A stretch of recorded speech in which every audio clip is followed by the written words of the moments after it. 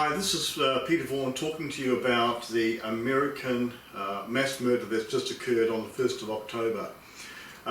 My first initial awareness of what was going on was when my wife said to me that there was a mass murder on the news in America, and I'm going, oh, another one? So I sort of let things lie because there's so much of this stuff I get involved in. The point being that all of a sudden they came out with a name, Stephen Paddock. Now, Stephen Paddock here, he was the first person that was raised as being this mass murderer, and because he was easy to find in the sense of getting his name and birth date, which is what I require for what I do, and I created a profile on him. And when I did that, I said, this guy's a patsy. He's not, this is not the profile of a murderer. I couldn't understand why that was there. It just didn't seem to fit. I'm basing this on over 37 years of working with people and well over 200,000 case studies on understanding this stuff. And so when I heard that was going on, that this guy seemed to be a patsy for a murder, I was interested. And the news just rolled on. And of course it became very, very media stricken. It was everywhere. So at this Root Harvest Festival that was going on the 1st of October, actually for 3 days, and the third day that it was going on for was when this event happened in the evening.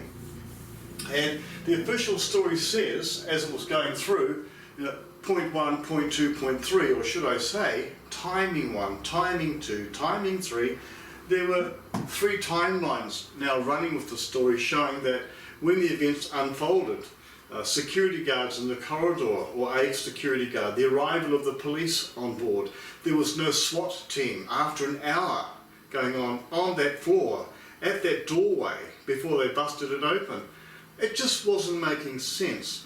So the deeper I got into it and more information was coming out right throughout the States, I was able to pick up information not only on Stephen Paddock, but Sheriff Lombardo here, who provided the official story, and this guy here, behind the ribbon as it were, an FBI guy, keeping an eye on this guy. Now, every time this sheriff was giving a talk to the public or the media about what was going on, at first he was very strong and very direct and very informative and very much in control.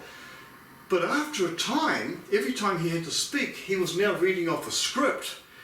And this dude here, some guy called Aaron somebody, I do know his name, but Aaron somebody, was looking at him and making sure that he was keeping to script, and the sheriff could no longer look at the audience. It was very, very suspect.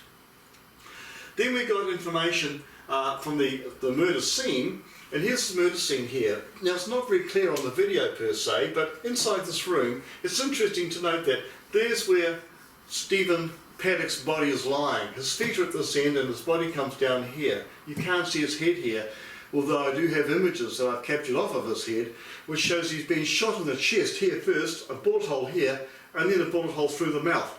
How do you account for that when a man's supposed to have suicided? It wasn't making sense. Not only is this picture showing a few weapons lying about, according to the police who eventually did break into the room, they were tripping over weapons. Well, there's not a lot to trip over here. So stories on top of stories weren't making sense. Even the people who broke into the room, 2 of them were canine officers and 2 were standard police officers. An hour before they broke into the room. That's an hour after the shooting stopped. What were they doing in the hallway? Waiting? Was something else going on that we don't know about?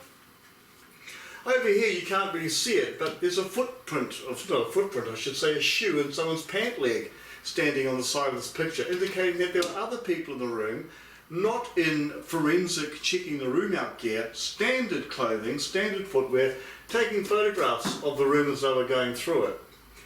Now Stephen's body, not only is it lying on the floor as if he was just basically lying with his arms beside his side and his body and his feet out the bottom, where his body was placed, and I say placed, his leg was going underneath a rifle that was on a bipod. Here, above his leg, his arms are by his sides. There's a rifle lying underneath his backside in his death spot. Apart from that, the murder weapon, or the weapon that he suicided with, which he potentially a supposed blowing his brains out with, was way above his head and his arms were down by his sides. It doesn't seem right. Even the blood spot behind his head showed two different blood patterns. One was dried and the other one was fresh. All of this stuff was just not making sense. And then all of a sudden, out came more information. We had the death list come up here. The coroner put out 58 persons who had died on the killing field. The great thing about this, and I mean it for the sense of my analysis, was that I was given their full names and their birth dates, which is all I required to find out the history, the timing, and what was going on for these people at the time. Every one of these people here, all listed, 100% had two codes that I have found always are allotted to death or accident or a real bad event at the same time. And when all these people here, who were the dead people, the deceased, all had 100% hit, that they all had the same patterns at the same time.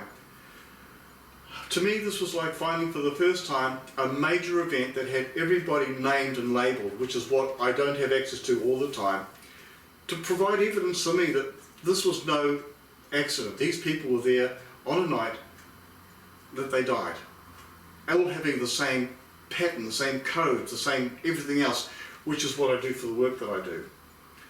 On top of that, we hear some other crazy stuff. Jesus Campos. Now, here's the guy we saw on the Ellen DeGeneres show. Isn't it funny that the hotel or the casino, the Mandalay Bay, and this MGM background, the people who own this thing also own Ellen DeGeneres show. And Ellen DeGeneres was the only person allowed to give one and a one only interview with this guy, Jesus Campos. Now Jesus here went missing after the event and they couldn't find him. All of a sudden he appears on the Ellen DeGeneres show. And when he appears there as this guy, it's strange because this guy is the real Jesus Campos. They are two different people. He was as nervous as hell, wiping his brow on the show, reading from a script in his hands as can be seen whilst he's on the show, being governed by Ellen DeGeneres as if she was organising the way that they spoke on this show. It was absolute a setup. On top of that, other witnesses who were coming forward. This young lady here, I've got the name offhand, Kirsten. Now, Kirsten here was right in the crowd whilst in the killing field area, the crowd. And she said she was looking behind her at people with guns shooting people in the crowd. And I've heard footage and seen footage on the video clips that I've been able to amass of gunshots going off before the machine gun started to fire. Before the machine gun started to fire. Single gunshots going off inside the crowd. And this young lady here and her friends were making a dash for it to get out of the place as fast as they could. And she said people beside her were dropping dead. So she made up a massive thing to expose this or give the evidence to the media. But unfortunately, 8 days after the event, she was found, this 28-year-old girl, was found dead in her bed. Her husband had gone to work at 4:30 in the morning. She had a couple of kiddies there, and her mother-in-law or mother were coming to look after kids so she could do other things in the daytime. So between 4:30 and 8 a.m. in the morning, she was found dead of a medical condition. A medical condition. And we had all this information that she had written up, which a lot of people have, and I'm one of them. And then this young fellow here, Chad, he was out there doing car valet parking. Now the official story says that Stephen Paddock here was carrying up bags of weapons and lots up to his room, but there's no film footage of that anywhere. It's all been stripped, along with all the people who had cell phones that they've captured from inside the kill area. All their phones that were delivered back were stripped of information. Interesting. So here's this guy out there who does all the valet parking, and when interviewed on conventional media, he was saying he parked the car and spoke to the guy on occasions. And he said he never had any bags at all, none.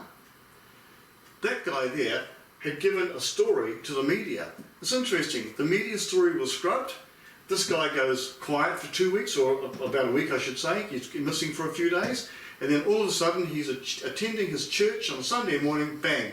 They're here inside the church, a gunshot outside, and here he is lying on the ground dying. Rushed to hospital, he's dead in the hospital. No witnesses, nothing. Dead. And witness number 2. Witness number 1, I'm going to solve this Campos. It's not the same guy. Where's the real Campos? She's dead. And there's another fellow who took his daughter who was involved in the scene. I haven't quite grabbed information on him, so I won't go any further. I think it was John somebody.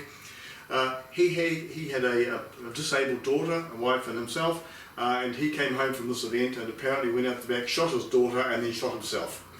Murder, suicide. Another witness? What's going on? With all of this going on, and then people are focusing on this for a short time before other news media about sex files going on from movie stars, Weinstein or whatever his name is, all this going on, they start to cover it up with other things. And yet all this other material is unfolding. And I've now seen film footage from on top of the level above where Stephen Paddock was found dead in his room. I say found dead, or murdered.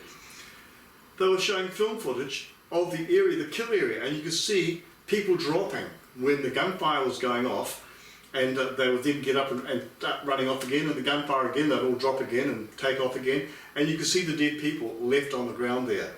Now this stuff was going on, and other people were recording it. In among that film footage were about 12 ambulances firing up, landing up against Hooters, another gaming place. And inside there, I've seen film footage of all the dead people on the floor, lots of them. So here they were dying at Mandalay Bay, Hooters, Luxon, and other places up the strip, the Paris and the Bellagio. All of these places had gunfire going on at the same time. Is this all about Stephen Paddock? I don't think so. There's a lot more to this than meets the eye, and without me going any further, and I think that this whole thing here is a conspiracy plus. You can't argue with that. No one man could have done all of this, especially with the gunshots going off inside the crowd whilst the crowd were running. So when I got all this stuff going through here, so many people have been asking me, well, what's the story behind it and how do you know this stuff? Well, it comes back to what I do. I study literology. Now, literology is something that was created from when we speak to people, we speak to them with a language. And the language is based on an alphabet, and the alphabet makes up the different words that we convey. No different than what you're hearing me talking to you about now. When you have a look at what the language actually represents, and where they came from, the letters that created the alphabet, they came from hieroglyphs and such, from Greek and the Romans and the Persians and way back. And you've now got hieroglyphs which are converted into pictures, converted into letters, and we use words out of them. When you were born, you were spoken, more than likely, your name most of the time when you were wet, when you were happy, when you were sad, when you needed cuddling, when you were up at night time, whatever. They called your name. So you attach the sound of your name to your emotion. And this is what creates your personality at that time. The empirical data that I have gathered over the years, and there's a lot of years behind here, have provided evidence for me that I can now, and have done, I've collated that material together, created software, and now any person, anywhere, can identify anything about another person, their past, present and future, purely by knowing their name and their birth date. Now this is a science. It's gone way beyond the spookful stuff that other people might portray. I've started to teach this stuff to several people, some in another country from where I am now, and we're looking at doing it overseas at the same time. If you would like to understand how I'm able to figure out that this guy did not do the killing, yes, he was involved in some mucky stuff, that I can prove, and that part shows up strongly in his profile. But I think on the day of when these things were going down, and I'm not going to talk about those, I don't want to implicate myself any further, when things were going down, he was probably upset about them having to kill people down on at the Harvest Festival that was going on up at that time. And maybe that was too much for them, and they thought we better get rid of this guy because he's a bit of a softie. Bang, bang. And he was now dead. From that point on, an hour passes before the police break into the room. What went on is still unfolding. It's bigger than what we understand. In fact, it's maybe even the beginning of the iceberg, the top of the iceberg of what's coming up, which I'm assuming could happen anywhere around about November, December this year. There is some other stuff coming through that I've been able to unravel. However, what I'm doing here on this particular video is showing that this stuff that I found here and what I'm able to teach now, and the evidence with these poor people here who were innocent people, and all the other people that surrounded them at that particular show that time. In fact, I was speaking to one person today who was there right beside that event, who had to go off to the Grand Canyon on a trip the next morning, and they didn't therefore bother to go to this thing. Not up their alley anyway, the country music that they didn't want to know about, but they had to go to bed early. So I checked their numbers out, and the interesting thing is they had exactly the same numbers that these people have, as I'm sure all did the other people who survived and those who are part of their family. Numerology is what some people have seen or understood that I do, and other people out there, but numerology has got nothing to do with numbers. Numbers are a language on their own. Just the same as words are made from the alphabet, and the alphabet themselves, each letter. You don't speak regarding the letters, it's the way in which you put them together that you understand things. So if I mention the two numbers 911 to do with the Twin Towers, 911, you can see towers coming down. That is another aspect that Americans have gone so much into and found that that also is a conspiracy. We're being duped. We're being led up the wrong path.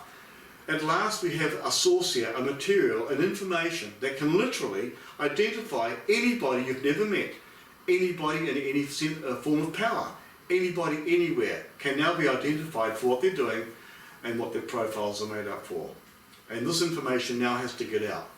So it's my job to start helping people and learn this more than I have done already. What I'm now telling you is not just in my head or my mind, in my work, it's spread out. It's just time that people spread out, and I'm here to help you if you'd like to know, to call me, or not call me, but certainly by all means, if you go and email me at sally@petervaughan.net,